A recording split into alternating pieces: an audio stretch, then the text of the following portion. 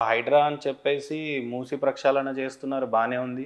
రాబోతున్న డెవలప్‌మెంట్‌కి హైదరాబాద్ మునిగిపోతుందేమో అని చెప్పేసి ఆ కరెక్ట్ మెసేజ్ ఒకటి పాస్ చేయనట్టుగా ఒకటి కనపడుతుంది. కూల్చడం అయితే కూలుస్తున్నారు గానీ, దీని తర్వాత మీరు ఏ డెవలప్‌మెంట్ చేయబోతున్నారు? హైడ్రా వల్ల ఉన్నటువంటి లాభం ఏంటి? అనేది ప్రజలకు చెప్పే విషయంలో అధికార పార్టీ వైఫల్యం చెందింది అనే ఆరోపణలు ప్రధానంగా వినిపిస్తున్నాయి. దాని గురించి మీరేమంటారు? అంటే జనరల్‌గా ఏదైనా ఒక యాక్టివిటీ చేసినప్పుడు గవర్నమెంట్‌కి ఒక బెనిఫిట్ ఉంటదండి ఎండ్ ఆఫ్ ది డే. అది పైకి కనపడదు. ఒక లాసే కనపడతది. సో, ఆ ప్రొజెక్షన్ అనేది పార్టీ లీడర్స్ అనేది పబ్లిక్‌కి ఇవ్వాలి. సో, ఇది చేయడం వల్ల ఇది లాభం అనేది పూర్తి స్థాయిలో కాంగ్రెస్ అనేది ఎక్స్‌ప్లెయిన్ చేయలేకపోయింది. గత ప్రభుత్వం చూసాం.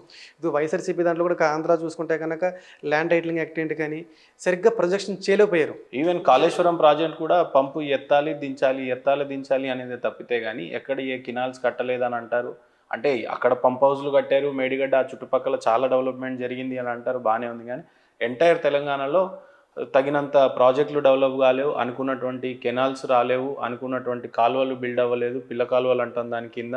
ఇట్లాంటి ప్రాజెక్ట్‌లో మేజర్ కన్‌ఫ్యూజన్ అనేది డెవలప్ అయితా ఉంటది. ఏ లీడర్ అయినా, ఏ పార్టీ అయినా